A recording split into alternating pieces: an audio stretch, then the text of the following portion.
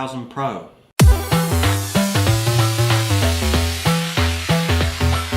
Okay, so we're back in with this brand new phone from Blackview. It's the BV8000 Pro, and it's one of the most well-spec'd rugged phones on the market. It's Blackview's new flagship phone. Okay, and the first thing you can see about this phone is that it's a pretty good looking phone. I really like the design on this one. It's rugged, solid, without being overly bulky. It's got the rubber grippy bits all along the back here and a little bit along the sides. Even these buttons here look nice, and it's got lots of screws in, as you can see as well. It's got a metal frame for a lot of it, and they've really matched the color of the metal in well with the color of the rubber. Actually, it'll come in 3 colors. The one I've got here is the gray color. It also comes in silver or gold. So naturally, as a rugged phone, one of the main features of it is its durability. It's got dust resistance and water resistance indicated down here with its IP68 rating. It's also resistant, or rather should be, to scratches. For example, got a pair of keys in your pocket, might rub around on the screen of your phone, but with this one, largely no effect. Not only that, but it should also be resistant to a certain amount of shock. Now, regarding the water resistance, I've brought my water cylinder here again with me to test that out. But one thing I noticed about the design of this phone, that the audio jack and the USB port down here, USB-C, had no cover over them. Like a lot of other rugged style phones have very tight, solid rubber covers that cover those holes. But this doesn't have those, yet it's still supposedly water resistant. Is it really? Let's find out.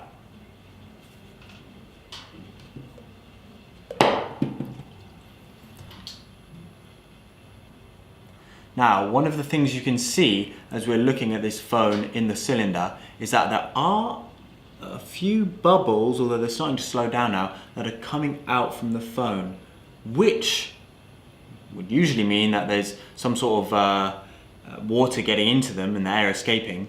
But we'll be able to see for certain when we take it out how much that really affects the phone. Seems to have almost completely stopped now. Well, let's find out in a bit if it's still working. And after I've taken it out, if it is still working, I'll also give an update down in the description after 24 hours to let you know if it continues working a day after. Now, I mentioned before that this rugged phone has very good specifications, and we'll be able to see how well it runs with the Antutu benchmark tests later. But for now, I can tell you some of the quick specifications, like it's got 6 GB of RAM, 64 GB internal storage, and also has a full HD display. Its battery is quite large, 4,180 milliamp hours, meaning that it'll give you a lot of power and should last well over a day on a full charge. As I mentioned before, the USB port is a USB Type-C. It also accepts SD cards, so you can extend the storage. Furthermore, it has Touch ID, which is actually along the side of the device. Regarding the cameras, it's got a front camera with 8 megapixels and a rear camera with 16 megapixels. Both are Samsung cameras. The rear camera also has PDAF technology. And before I take this phone out of this cylinder, I'm going to show you what kind of pictures it can take whilst still submerged underwater. So let me just grab this guitar playing stick fellow from behind me here and set it up over there so I can take this underwater picture. Let me see.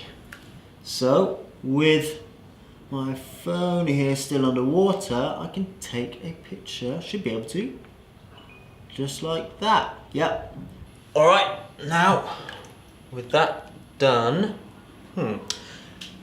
let's see how the phone is holding up. Well, the screen's still working, 5-inch display there. Yep, and so's the touch screen, and it seems as though I'm able to use the phone pretty much as normal so far. Okay, so I've got it out of the water, and I still have one more thing to test out now that I've taken it out of there, and it is the speaker here.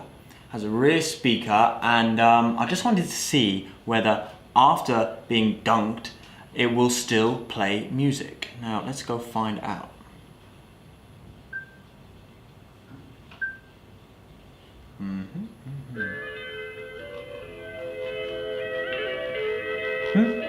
Still working like that. Okay. So, as I said before, I'll show you the Antutu benchmark score on this phone, and as you can see, they scored a very respectable 64,000, which is good considering that this is a rugged smartphone for not too high a price. You can pick this up now from geekbuying.com for $260. So, if you want to check out more specs about the phone or buy it, then go to geekbuying.com now. Just follow the link in the description, and don't forget to subscribe.